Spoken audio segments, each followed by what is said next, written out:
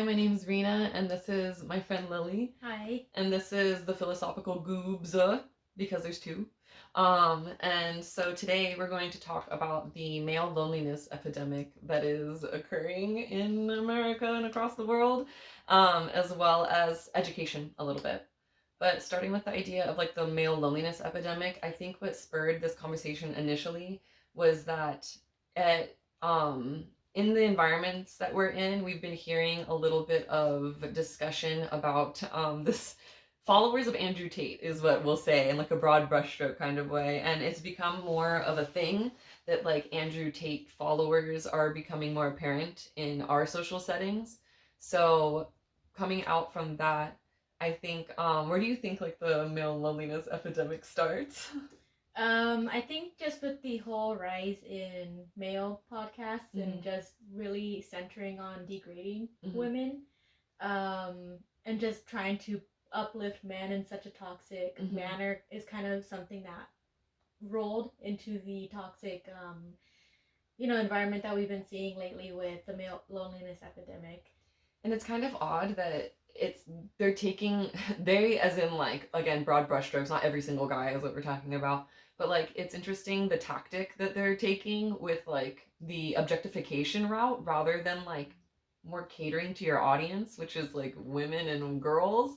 And I think that's what's interesting about this Andrew Tate scenario, or like phenomena rather, is that this also sparked conversation because not only have we been hearing followers of Andrew Tate speak up more in the recent, I'd say, month or two, but now there's press covering the fact that he's back in the United States, where before, if you see where he came from, it's kind of a really interesting amalgamation of things that he's participated in. He got his first like notoriety from being on the Big Brother show, which from what I understand, I don't know too much about it, but I think it's like a competition. I don't either. Is it like a survival competition I show think so. or channel? Yeah, I'm pretty sure they like it's like one of those shows where like they stay in the same house and like compete against each other and like that kind of thing.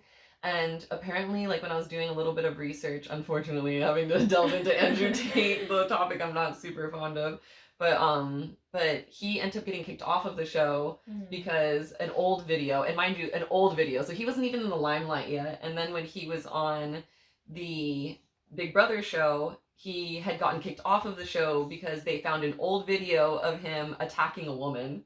Physically? Yep. So it's like, so what? So the point of the basis of talking about that part is it seems that it's a habit of his. Because now that we know the Andrew Tate that we're all familiar with in mainstream media, they're trying to backpedal a little bit with his PR team and say that it was all like rage bait. Him attacking women? Just him in general being like misogynistic, that it's just rage bait and it's a character that he puts up, and it's just bizarre. He plays the character pretty well. yeah, a little too well. Yeah, enough to eventually get charged, possibly for we'll talk about in a bit. Yeah, and also like the idea that like if it's a character, like there's genuinely like younger generations coming up, like fresh out of high school, that like are devoted to practicing like what he. Yeah, and that's an unfortunate circumstance that's happening today because obviously younger boys and younger men can be vulnerable to strategies like these. I know that when I used to work with children, when I used to tutor them, I would have one boy in particular tell me that his idol was Andrew Tate. Oh my gosh. Yes, but he specified to me that he only liked him for his business strategies, not so much his misogynistic viewpoints. But regardless, to have someone like Andrew Tate even appeal to a younger generation like that is very concerning. Well, yeah, and like we don't know, just speaking from these boys and guys that are looking up to him, you don't know where the line is in their mentality of like where they separate business from his genuine opinion. Right. And especially because his opinion is so intertwined with his habits and his behavior and his business model. Like going into a little bit of his backstory, he ended up, I guess, promoting and having all these like side hustles. I think it was called like something like the something hustler was like the name of his business where it was basically like a how to make cash fast kind of idea. Oh, like a get rich scheme. Mm-hmm. What is it? Get rich quick scheme. Yeah, 100%. And then like also the relationship with his brother, like Tristan. It's from what I understand, it's very much like his brother is kind of like the softer, more like follower kind of type. So Andrew Tate's more like the leader type? Yeah. Is he the older brother too? He is. Okay. Yeah, he's the older brother. And like we were looking at his upbringing a little bit, just a little bit. And apparently like he had like an absentee father that wasn't there all the time. And I believe he has a sister. So it's I'm bizarre. Not sure. Yeah. Yeah, it's like super bizarre to have that. And the thing is he's a self-proclaimed misogynist. So it's not like the general public's attacking him. Okay, so he would define himself that way? Yeah, right? And so they define, like, the team of them, from what I understand, is they define themselves that way. And they had taken a residency in Romania, as some of you may or may not have been familiar with, where in Romania he was promoting basically the hardcore objectification, coercion, and usage of women. And he ended up being charged with, I think 4 women came forward in Romania, and he had charges of rape, coercion, and another sexual misconduct charge, I believe, is what they got him with there. And then while he was in custody, the UK came forward with 6 women that had assault or had charges of rape, and like the same difference, you know. And so they're trying to extradite him to the UK. Meanwhile, Romania is still trying to charge him. And they don't even have a trial set yet. And he wasn't allowed to leave the country. Both of them weren't allowed to. I think they were retained in the jail system over there for 4 months. And then they were on house arrest. Which, I mean, for human trafficking, that's a very mild sentence. 4 months in house arrest. Right. I mean, even here, wouldn't the punishments for it be more severe than... Yeah, I would think. I don't think so. I would hope so. And then, like on top of that, I think for human trafficking in Romania, for human trafficking in an adult, the top amount of sentence is 10 years. So, and like the top, not the bottom, which I would think that would be the lowest amount of sentencing. And then for the rape, I believe for rapes it is up to 18 years. So, max. Max. So.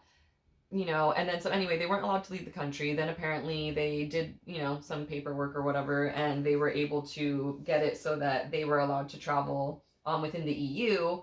But then somehow they're back here in Florida, and they just did a video where like they were jet skiing or something, and basically saying how awesome it was over here or whatever. But the problem is that they haven't set a date for trial, and in Romania, like. I mean, what's gonna get them to go back? Like nothing. I mean, and it's the law over there, but I don't know how it works with getting people extradited to another country. Like, right. Would we have to comply? Is it just an automatic that we go after them and extradite them? Like, I don't know what the process is for that. I'm not sure what the legal process is either. One could hope that he would be charged and trial, you know, going through the whole trial process for that, because something as atrocious as rape and trafficking deserves to be punishable in our legal system. Well, yeah, and just the idea that, like, the fact that people are trying to come forward and defend him and say that it's rage bait, like, you trafficked people. Right. Like, where's the line in between rage bait and then actually being an asshole? Yeah. 100%, yeah. And I mean, if it quacks like a duck, you know, like, we don't just say, oh, that's a pigeon. It's a freaking duck, dude. And it's just the rage bait thing, and the fact that the trafficking charges were coercion and basically sexual misconduct with women, filmed in pornography, and then distributed and sold, and he made a profit off of it. So you're like, I don't know how you can claim rage bait when you're literally like selling fucking pornographic material. Like, I mean, I don't know. I guess that's one thing to understand, or try to understand from their perspective. Maybe perhaps it's something that they view as not as serious compared to like how we might view it. That's wild. Yeah, and that is wild and concerning, because who knows if they would do the same thing because they're idols demonstrating that behavior. That's so true. And like we talked about this in a couple episodes back when my mom was on, and about how people kind of take this identification, this personal identification with celebrities, and then make it like they're defending themselves when it's not you. It's kind of, you often see a parasocial relationship with, I guess, the audience and whoever it is that they're fixating on, where if something bad happens, like something that the idol wasn't supposed to be doing, it's like they have the urge to defend them, because perhaps it gives them some sort of value too, to kind of stand up for someone that they believe they have a close relationship with. That is so, like, it's just like ever so subtly delusional of like, no, that's me, that's part of me, like, it's really wild. And like just strange because he's just such a bizarre character, like, right, like why him of all people that you can idolize? Andrew Tate out of 8 billion people in the world. And you know, I have heard, like I said before, that a lot of men do relate to him because of his business tactics. But there's other businessmen and women who they can look up to for that, who don't traffic people. Yeah, and like the sensationalism is one part that I find that I'm really surprised at, not surprised at the same time, of how much people don't realize how much that cheapens a methodology of getting successful. Like if you want to sensationalize and be cheap about it, like anyone can be famous, you know, and rich. You just have to lie and do weird and, you know, socially unacceptable things, and you'll get plenty of attention. Right. So I don't understand why people aren't more in awe and admiring of business people who ethically get their successes. Right.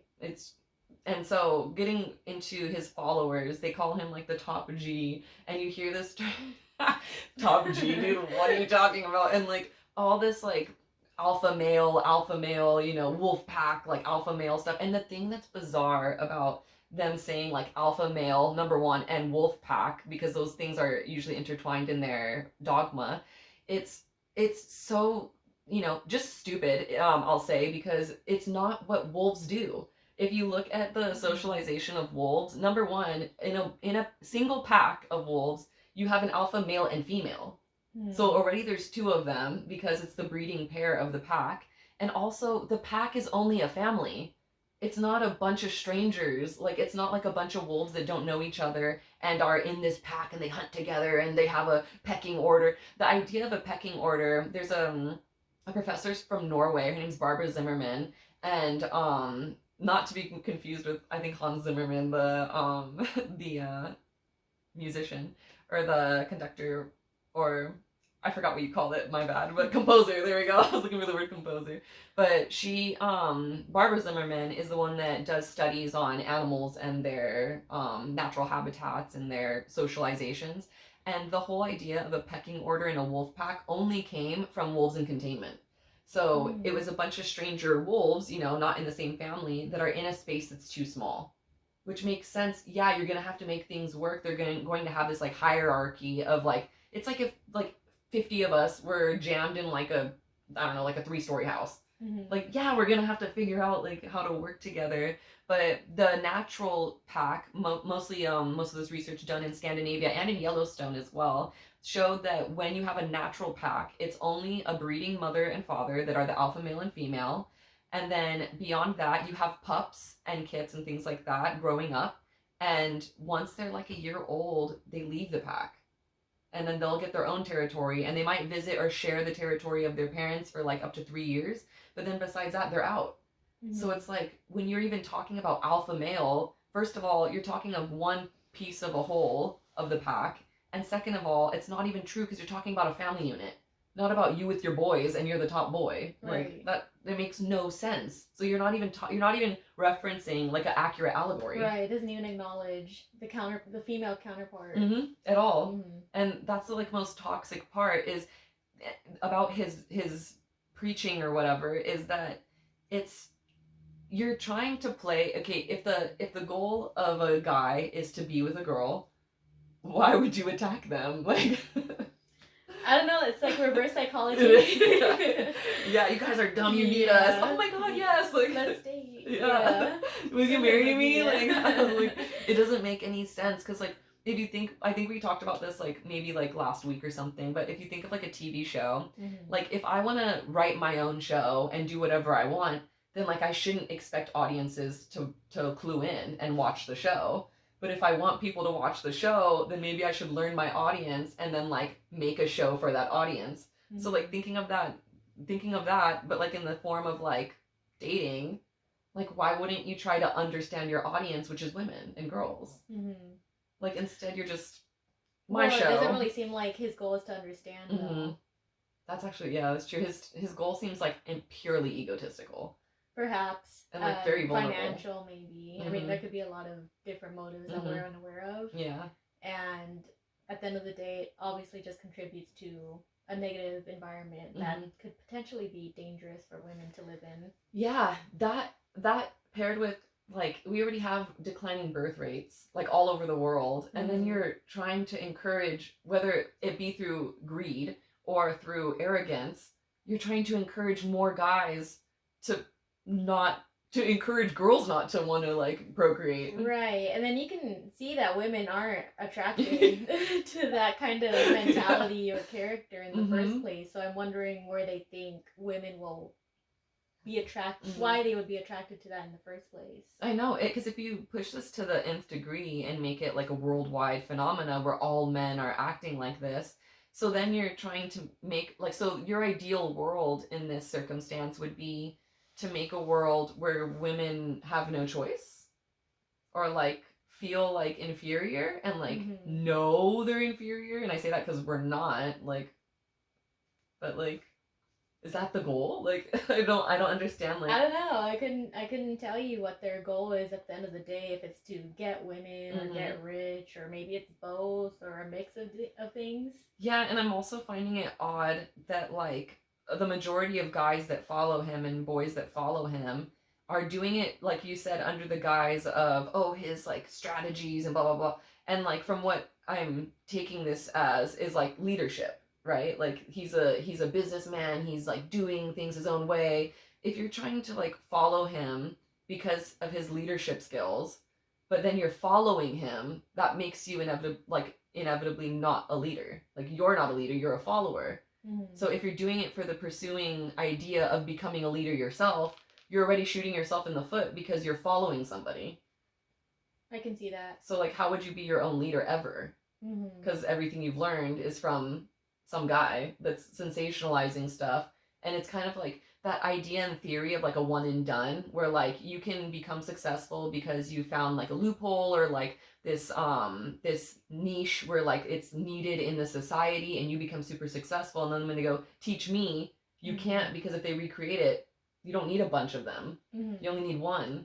Right. So like even then I'm like, it doesn't seem fruitful, except for the idea that like maybe these guys don't feel like they have any power or control in their lives, and he kind of means that. Yeah, he provides that for them, perhaps because they can't really do it for themselves.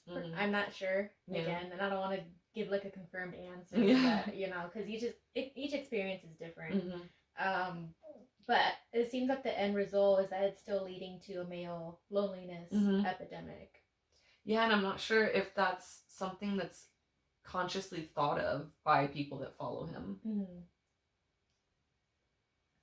I have no idea. Because like the few that I've heard from, and I've heard from about 3 different friends that they've had like these Andrew Tate followers discuss things with them. From those experiences, it's been purely motivated with being angry and volatile towards girls and women. I've not once, like, it's I guess nice, you know, that I've heard from you that, you know, someone was saying the business plan, but like from the other 2, like it was only volatile women, or towards women, volatility towards them. So do you think they were maybe attracted to Andrew Tate in the first place because of his beliefs towards women? I think so. Because I think that they needed that outlet. Because I think he pulls people with the sensationalism, and then once you're in, then he talks like business plan, and then, you know, because he like blatantly said, it was 2 quotes that he had said. One was about women who are raped, like it's their fault, which is already like a can of worms as to why someone would say that. And then the other one had to do with what was the other one? It had to do with, I can't remember right now. But the first one already is problematic enough. Right, because it's victim blaming. Yeah. And how would you even think of like getting around something like that? To getting around like victim blaming? Yeah, or even like having inspiring guys to like critically think when they're watching someone like him speak. How would you get around that? It's a lot of like internal, I think. Yeah, because I was going to address that. Perhaps it's a lot of internalized, who knows, trauma, or they might have not had that many interactions with women or girls in general, where they have the need to have that male community that validates them. To get around that sounds like a lot of work to do in the first place, but it seems to be coming first from their own personal thoughts and feelings and behaviors. Well, and it makes me question like where or who or what's going on at home too. Like, what does the mother role look like? Because if it's so easily digested with with this population of like boys and guys to be okay with thinking about girls and women that way, then like what is the role that the only females in your life play? Which is a little worrisome too. Because I've seen it too, or not seen it, but I've had a friend that said like there was like they were doing like an online class scenario, and someone kept posting in the chat like block texts of like why women should be with them and like what the value was, and like all these like during unhinged class. During class, to where they turned off the chat had to be turned off. That's wild, right? Yeah, I mean, that's such an inappropriate time to even discuss that. I don't even think there is an appropriate time to bring that up. But during a class. Yeah, and with and then like to top it off too, like the fact that he's getting a platform back is the part that I think is the most worrisome, because I think Tampa Bay, obviously Florida, like the Tampa Bay like young Republicans or whatever, of course, no offense, it like had him, and they were like, oh, he's not convicted, so like there's no problem with him speaking here. Like, what? Like, it's giving like, if no one catches me, I didn't do it. Like, and that's just not true. Like, empirically it's not true. Like, and so just giving the platform back, because the one thing that was a little refreshing was when I did read about that Tampa Bay club or whatever, they did say that both Republicans and Democrats were both upset about the hosting of that. So at least it wasn't like all Republican, you know what I mean? Mutual. It was a mutual distaste and dissatisfaction with them hosting him. You think that would say something to his community? You would think. Right. But I don't think he doesn't care. Because I think... Most likely not. Because I'm starting to think that, like, power and money are the only things that is the motivator. I mean, what else is he showing to say otherwise? Yeah. And then there was one more aspect of that I thought was really interesting. So we were joking about this a little bit earlier, because I was looking at things that like he had said or like something like that. And for being such a hardcore like misogynist, he had compared like his struggles and like him going against the press and everything like that to Princess Diana. And I was like, number one, like for a misogynist, why are you comparing yourself to a girl or a woman? Because that seems kind of like anti like your shtick. Right, why not another male figure? And then I was thinking about so I was talking to Lily a little bit about like Aristotle and like Aristotle's idea of the golden mean, or the golden like, you know, middle. And so Aristotle says that those that are irrational are basically those that can't come to a middle, are irrational and can't really be dealt with in the way that rational people can be dealt with. And so when it comes to this like golden mean, you have deficiency and excess. So for example, you can be like a student, you can be a deficient student or an excessive student, or you can be in the middle where you're balanced, so to speak, or middle ground is what he calls it. Same with being a boyfriend or a girlfriend, or, you know, being a parent or whatever role.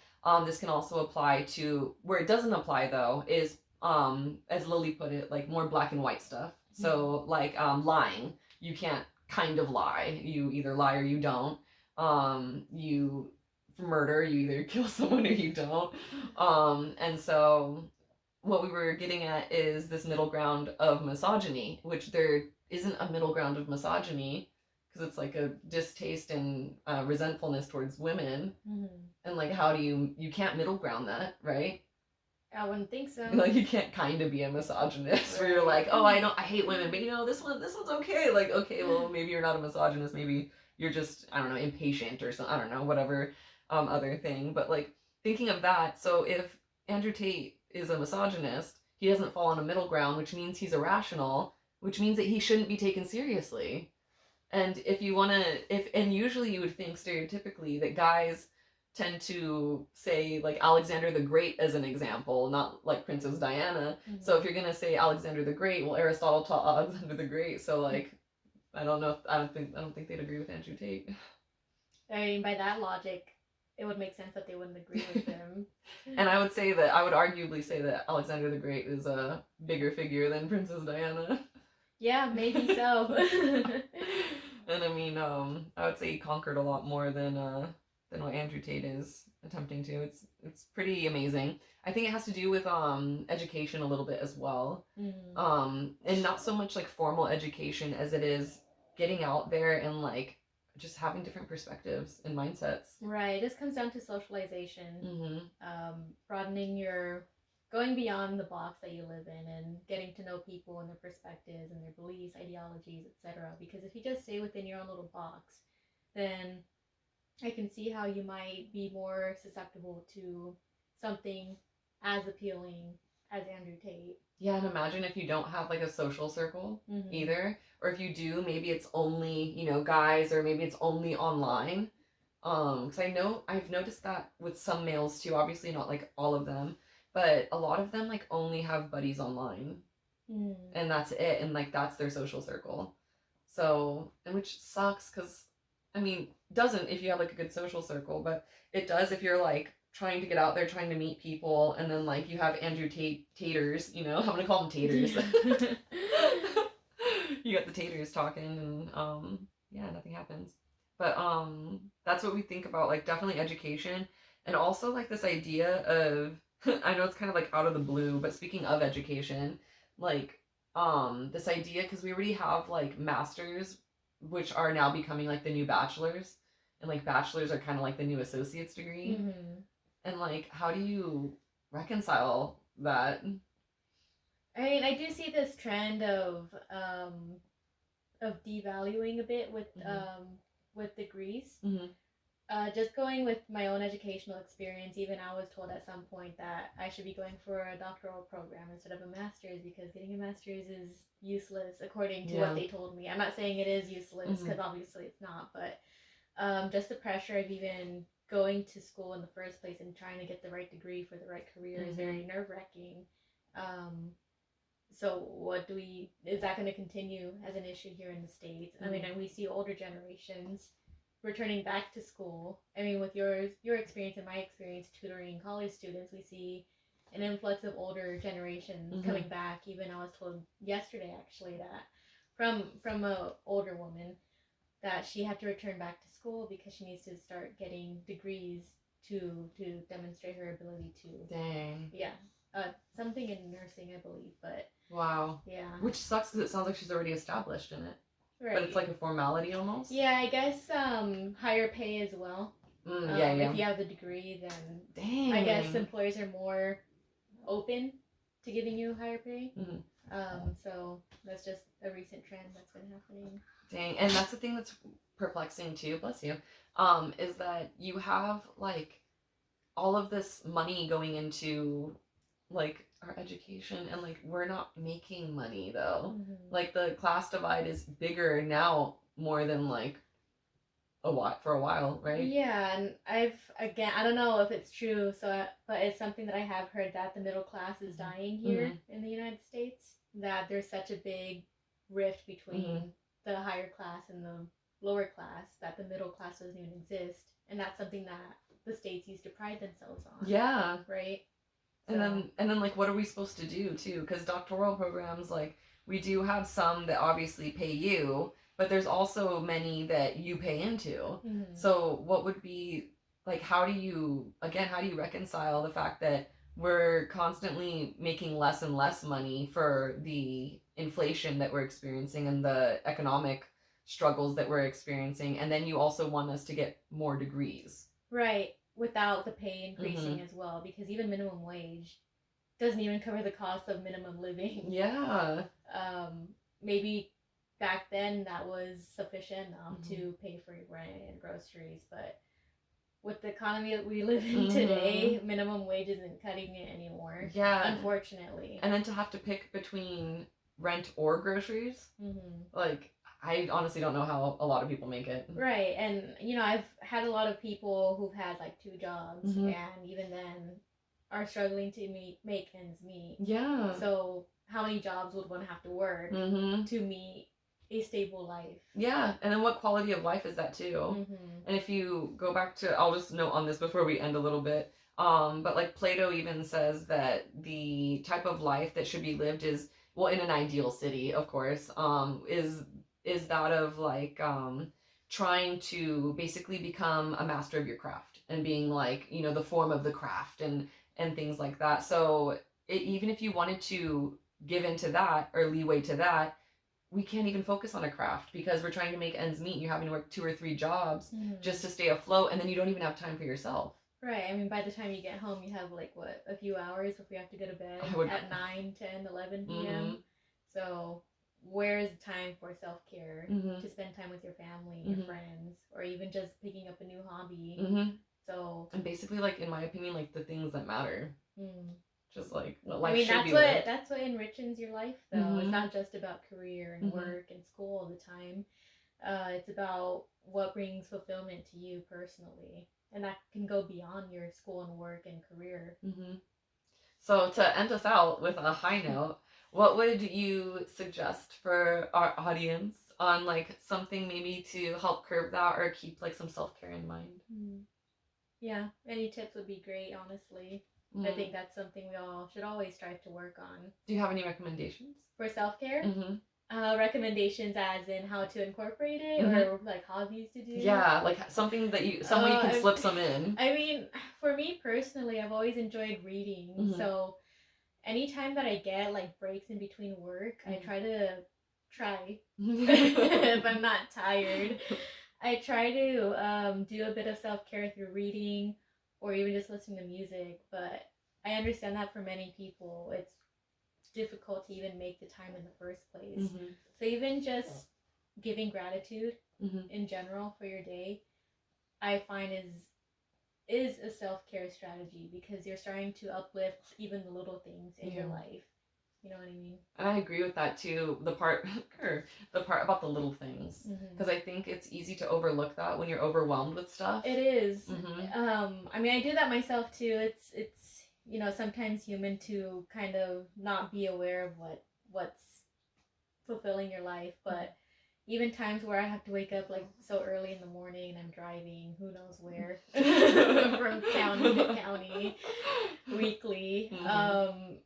I get up so early in the morning, so when I'm driving I see the sunrise at times, and I take that moment to give gratitude to be up early enough to even witness that. It's like you're awake before everyone else is awake. It's kind of cool. It is kind of cool. And it makes you really like sink in with like, whoa, all these people like go somewhere. Yeah.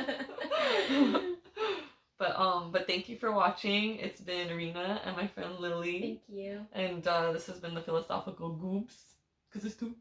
And we'll see you next time. Thank you.